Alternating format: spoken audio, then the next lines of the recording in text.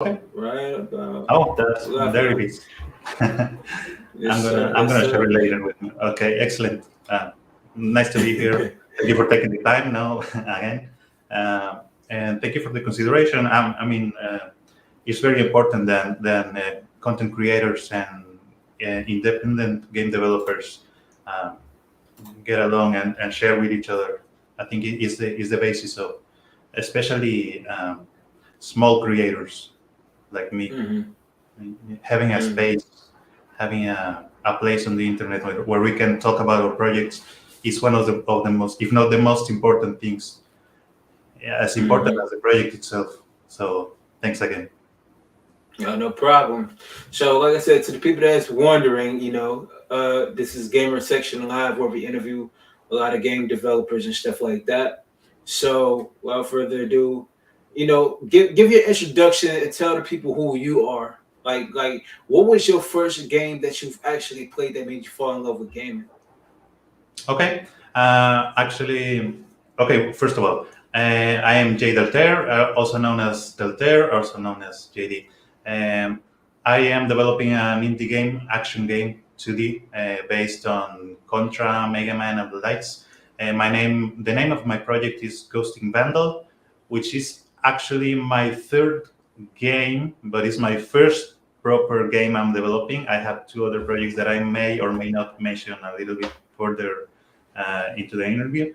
Uh, Now, the question, it's a bit complicated saying exactly what moment I started dreaming of developing a game. I fell in love with gaming on the NES era with games like Gunsmoke from Capcom. Uh, Mm. Obviously, the Super Mario, the 1, 2, 3 Super Marios, and the Mega Man, of course, super classics. But one of the first things that completely submerged me into the world of gaming was my first RPG. Now, I'm not making an RPG, but the first game that made me fall in love with gaming and with the idea of storytelling and all this was Super Mario RPG, because Right. it was my introduction to RPG and to narrative elements and to characters actually having a personality, which wasn't Hmm. which wasn't very common on the 8-bit era of video games, because you had a sprite that jumped and shoot and you knew nothing about that character. But as soon as you come across with RPGs, now characters suddenly have personalities and manners of speaking and a history and a story to tell. And so I guess that's probably the moment I fell in love with the idea, with the world of gaming, and started dreaming of making my own video game, because I love the exploration and I love getting to know a bit more about the world where I am submerged in at the moment. So Right. probably at that time, around that time. Okay, dope, dope. So, how did you get into game development? Um, I am an artist mainly. I love illustrating, and I do some animation as well. And I always wanted to tell a story. I used to do years ago. I used to do some 2D animations. Some of them are still floating around on the internet. Some of them I deleted because I was embarrassed of it. Hmm. But the main thing for me was wanting to tell a story.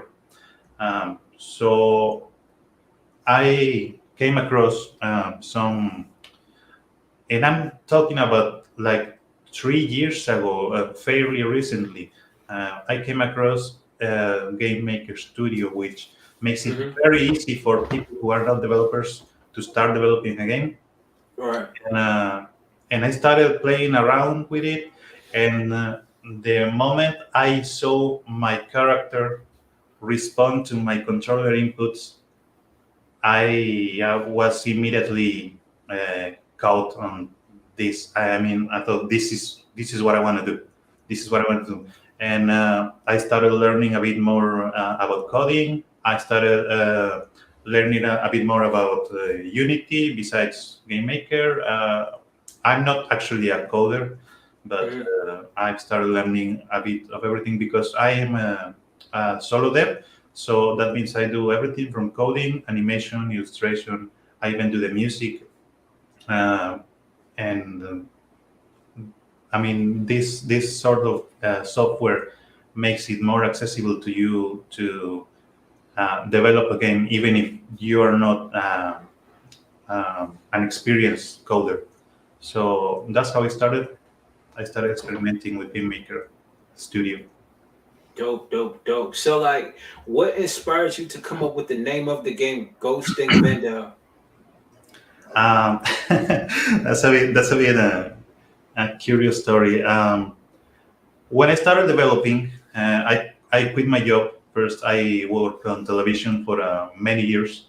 I was Mhm. a video editor. Mhm. Um, I quit my job. I started surviving from illustration, and when I started getting into game development, many people will understand this, but I started disappearing from people's life because I was very busy, and I was working sometimes 20 hours a day just Mhm. because I found it very exciting to develop my own projects. So in a sort of way, I started ghosting people. Now that's one of the reasons. The other reason is I call my game ghosting project. That Right. was a temporary name. At first, it was a temporary name because there's also this song from a band called Mother Mother.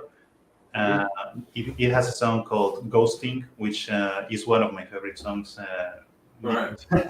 because at the time I was also a little bit of a ghost to my friends and family.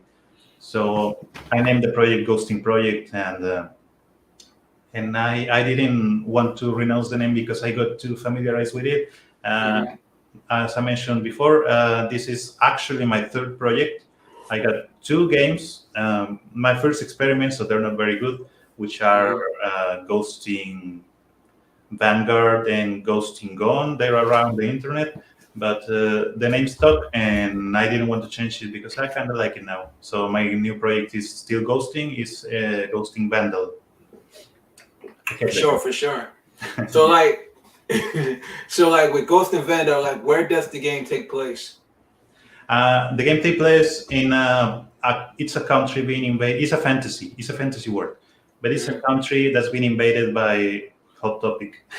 It's a country that's been invaded by a bigger force because of its resources. Uh, Mhm. so it's in the middle of a war, but you are not at the front of the war. You play as a sort of rogue character, but with a good kind of a good heart that gets hired to take down specific elements of the enemy armies. So you are in the middle of the battle zone, but you are not with the defending army. Mhm. So it takes place in this fantasy world where you are a rogue sort of hero, not quite a hero, but sort of a rogue hero. Okay, okay, for sure, for sure. So with the Rogue Hero, like as the main protagonist, are you playing with multiple characters or just one character? At the moment, I got just the one character, but that's actually a pretty good question because I've always loved the idea of having it be co-op. Hmm. Now, that will be just a matter of, for one thing, resources because it's very difficult for me being a solo dev, developing the game itself. But Hmm. if I a little further down development, I come across a bit more help or get some more people to work with me. I will love to implement. I actually have another character already created to be the player too, because I growing up I love games like the Ninja Turtles, coach co-op games like the Ninja Turtles. I don't know if you've heard of Knights of the Round, an Yeah. SNES game. Hmm. I used to play with my brother, so they are my favorite type of games. And more recently, I played the entirety of Cuphead with a friend. So I actually love the idea. my game is one player, but if I come across the means to do it, I would love to make it a two-player coach co-op game. Okay, most definitely, most definitely. So like, give us in not don't give too much away, but give us a little bit of details of like what type of stages that are actually in the game. Okay, you got the basic stages. No, I want to clarify something to the people that have seen the trailers of my game. This is not a Metroidvania. This is not a exploration game.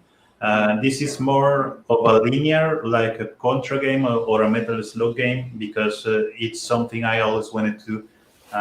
So you're gonna come across the basic stages where you progress normally. You got your cities on fire.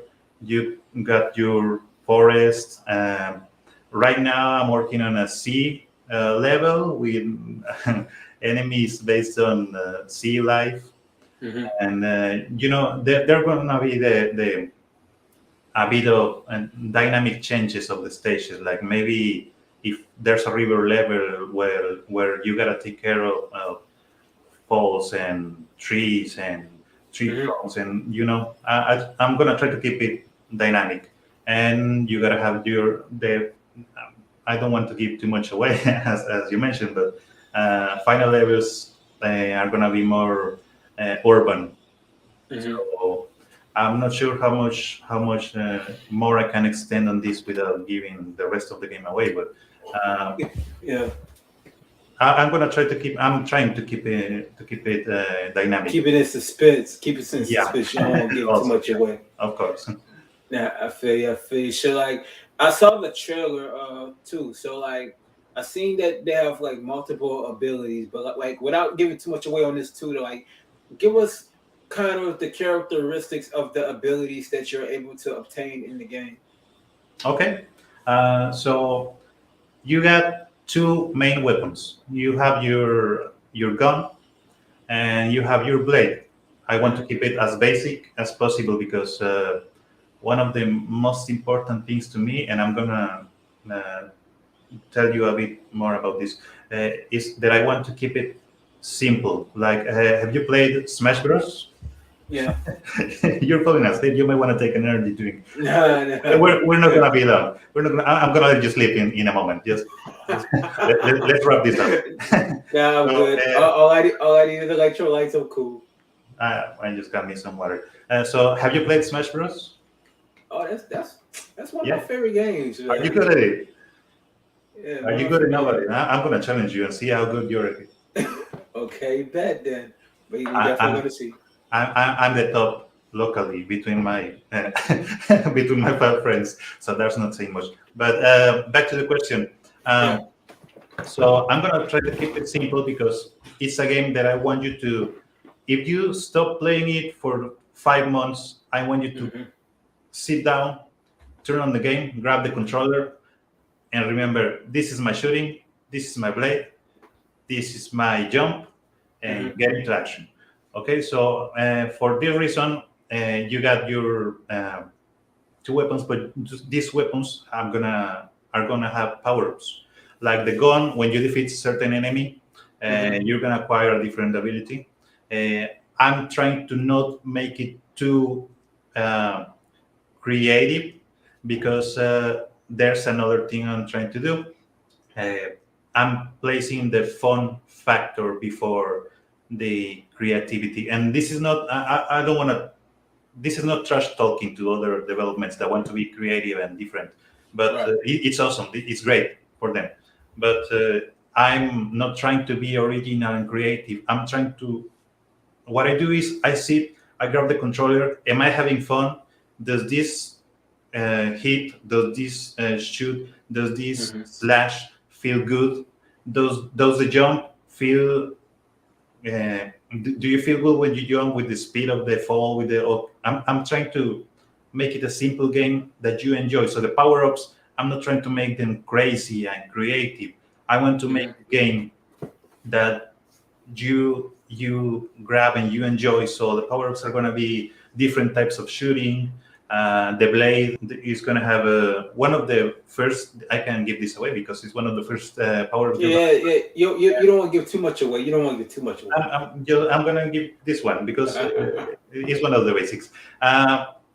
Your blade, one of the first power-up you're going to have is your normal slash. I mean, but with the power-up, it's going to send like a wave or some things like that.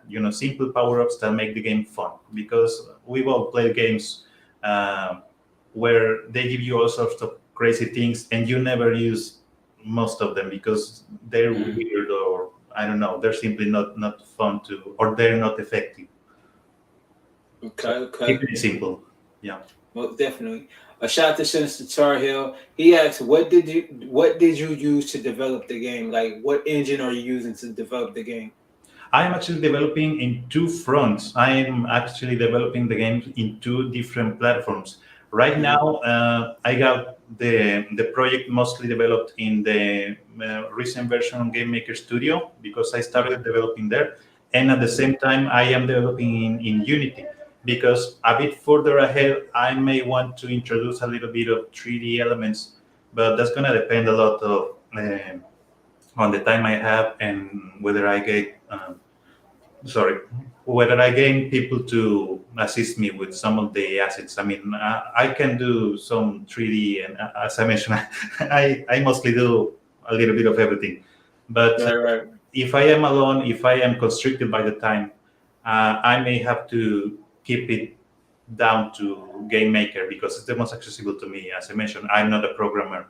I do a bit of everything, but I don't have the time to go deeply into all aspects of the game. Yeah, like from my standpoint on looking at the game, like I could tell you have a little bit of an inspiration behind like old school Nintendo games like Mega Man and Strider and stuff like that. So when looking at this game right here, it has the inspiration, but it's unique in its own way. Yeah, I'm trying to make it have a personality of its own. I mean, it's inspired by games like Metal Slug, Contra, Mega Man, and at the same time, it's inspired by games from other genres. I am a fan of No More Heroes, for example. I love The Straight Roads, and I love games with personality mostly.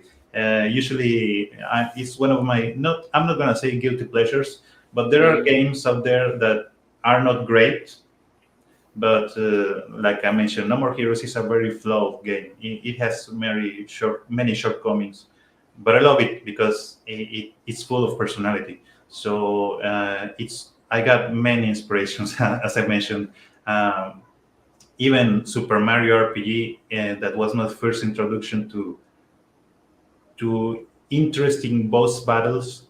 So it's one of the inspirations because one of the things I always remember when I play a game, when I was a kid, I actually recorded the boss battle music from games, and I remember this is from this battle or that battle. And so honestly, an amalgam of many many different genres, but put into a 2D action game. So inspiration there's a lot. I'm not gonna finish today if I start talking about my my inspirations. It's all good. It's all good. So uh, like the stages that you have, right? Do it have sub bosses or do it have just like main bosses in the game? Like without spoiling it, because you don't want to put out too many secrets to the game. Some of them have sub bosses. Some of them have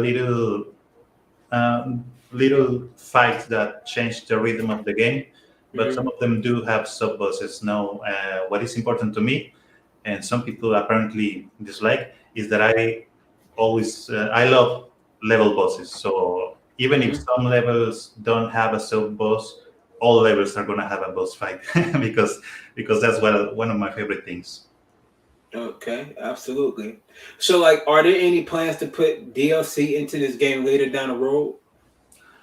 Not really. No, I'm not playing. I'm not planning on placing any sort of DLC. I'm actually visualizing already my next project but of course I'm gonna have to finish this one first. I'm not big into DLC. I'm gonna do my best to deliver a full game, a full experience, and if possible with co-op, coach co-op, 2-player, if possible. Okay. Okay, you making it you making it real old school with that one though. Couch co-op, yeah, that's real old school. Definitely. I grew up playing with my brother, and I also grew up on the backseat watching my brother play the 1-player games. No?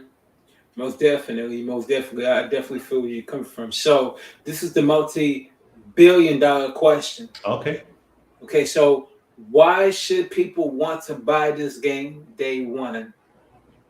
Okay. First of all, because from day one, the game has to be complete, as I mentioned, and I really hope I'm trying to be realistic. I'm not a big studio, but I'm gonna do my best to deliver a full experience, a full complete experience that you are going to enjoy. That is not going to change on the coming months because I have no plans for DLC. That's one of the things.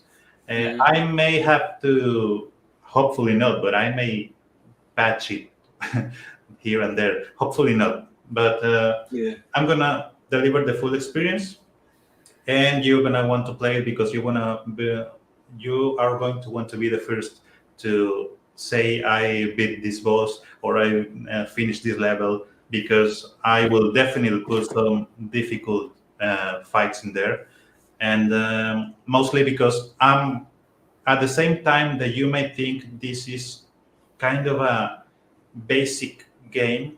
I'm not gonna say it basic because I'm trying to give it a cool personality and great gameplay.